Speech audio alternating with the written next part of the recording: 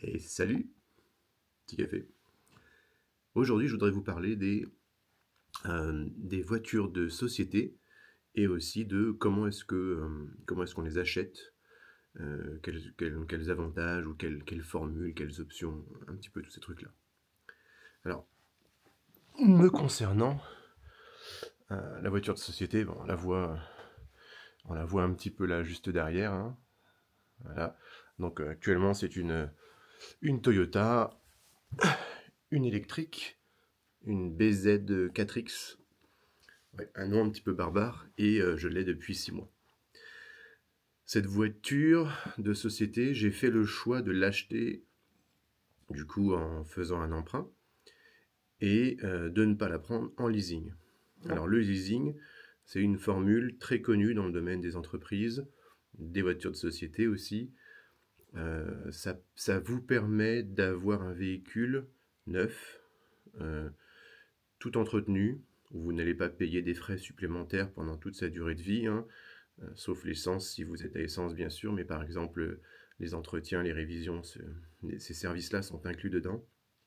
Et vous allez payer une somme forfaitaire de 400, 500, 600 euros par mois.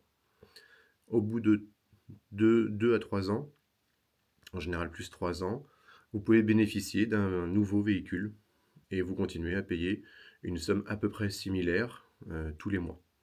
Et donc ça, c'est plébiscité par beaucoup d'entreprises qui aiment bien ce format-là et qui vont donc renouveler leurs véhicules assez souvent, bénéficier de véhicules récents et on va dire aussi se faire plaisir puisque souvent ce sont des grosses motorisations. Alors de mon côté, j'ai pas du tout joué la même chose. Lorsque j'ai monté ma première structure en 2011, j'ai fait le choix d'acheter une citadine. Donc déjà pas un véhicule d'entreprise, un véhicule de tourisme, on appelle ça, parce que je peux transporter plus de 3 personnes. Et alors, du coup, c'est pas les mêmes coûts. Et donc à l'époque, j'avais pris une hybride. Et euh, donc la voiture était, alors forcément les tarifs étaient moins chers que actuellement. Alors non, je vous dis des bêtises, j'ai pas pris d'hybride à l'époque, j'avais simplement pris une voiture qui n'avait pas trop de puissance fiscale. Le nombre de chevaux devait être limité à 11, je crois. Ouais, ça devait être ça, 11 chevaux. Et la voiture coûtait autour de 18 000 euros. Donc je l'ai pris en crédit sur 5 ans. Forcément, tous les mois, je payais pas grand-chose, hein. Je devais payer autour de allez, un peu moins de 400 euros par mois.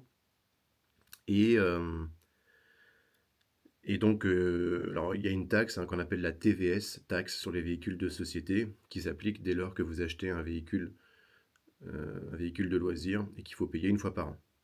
Cette taxe, elle était liée à l'époque au nombre de chevaux, donc à la puissance fiscale. C'est pour ça que j'avais choisi quelque chose de pas trop gros. Et au bout de 3 ans, j'ai décidé de changer de véhicule. 3 ou 4 ans. Donc à ce moment-là, j'ai quasiment terminé de rembourser mon prêt. Et la voiture, puisqu'elle était neuve, ben, elle avait encore de la valeur. Donc le garage me l'a racheté 10 000 euros. Et de mon côté, eh bien du coup, j'ai fait l'acquisition d'un Toyota RAV4. Je suis monté en gamme tout de suite au-dessus pour une valeur de 38 000 euros. D'accord? Donc on passe de 18 000 au début à 38 000 euros. Alors forcément, 38 000 euros, ça c'est la valeur grand public. Il faut savoir que quand vous achetez un véhicule pour une société, vous avez d'emblée des réductions. Waouh. Vous allez au garage, vous dites bonjour, je voudrais acheter un véhicule, c'est pour une société. Ah, alors attendez, ce ne sont pas les mêmes tarifs. Et tout d'un coup, le véhicule qui valait 38, eh ben là, il en vaut 33, 34, 33. Bref, vous ne pourrez pas avoir mieux, et c'est le tarif négocié de base avec toutes les entreprises. Donc, moins les 10 000 d'apport que j'ai fait sur la première voiture, donc 33, moins 10, 23. Je suis reparti pour une plus grosse cylindrée avec 23 000 euros. Et toujours un crédit sur 5 ans. 3-4 ans plus tard, je refais la même chose, je change de véhicule. Le garage me rachète cette fois-ci 30 000 euros. Oui, là j'ai fait une sacrée plus-value et surtout j'avais réussi à avoir un crédit à un taux extrêmement bas. Et la voiture, bon bien sûr je fais très attention pour qu'elle reste dans un très très bon état, hein. Et cette fois-ci donc j'achète la voiture électrique, la BZ4X, à 58 000 euros, moins 30 000 euros. Et encore, sur les 58 000 euros, ça c'était le tarif grand public. Moi je l'ai payé 52 000 euros. Donc 52 000 euros moins les 30 000, on arrive à 22 000 euros. Et donc je réinjecte quasiment la même somme. Et pourquoi je vous parle de tous ces chiffres?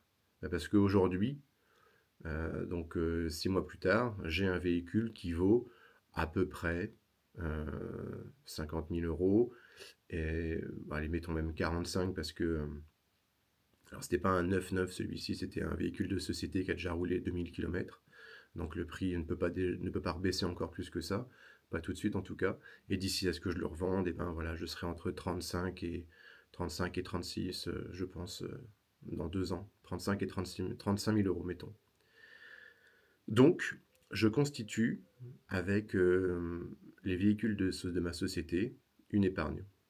Et le jour où je veux arrêter de fonctionner comme ça, je vends et je vais donc récupérer de l'argent que j'ai injecté pendant toutes ces années. Si vous faites du leasing, ça marche pas. À la fin, quand vous rendez le véhicule, on va plutôt venir vous dire, tiens, là il y a une rayure, il va falloir qu'on remette ça au propre, ça faut qu'on le rénove un petit peu. Bon, bah vous nous devez 3 000, 4 000, 5 000 euros. Et ça, c'est ce que je ne voulais surtout pas, perdre de l'argent bêtement. Donc, bien sûr, c'est ma manière de fonctionner. Il faut aussi savoir que je ne fais que 20 000 km par an à peu près professionnellement. Donc je ne suis pas un commercial qui passe sa vie sur les routes et ce modèle-là ne s'applique pas à tout le monde. Néanmoins, je trouve qu'il reste très intéressant et même si les banques ne facilitent pas à chaque fois un nouveau crédit à cheval d'un rachat d'un autre, au final, ça reste très gagnant pour l'entreprise et puis gagnant pour les banques aussi forcément. Voilà, allez, mon café, il est plus très très chaud. Moi, j'y retourne. Et puis, bah, à vous de réfléchir comment vous allez avoir le vôtre, le véhicule de vos rêves. Faites attention aux taxes, aux charges, à la TVS, hybride, électrique, motorisé, petite citadine, grosse 4x4, et j'en passe. Bisous, à plus.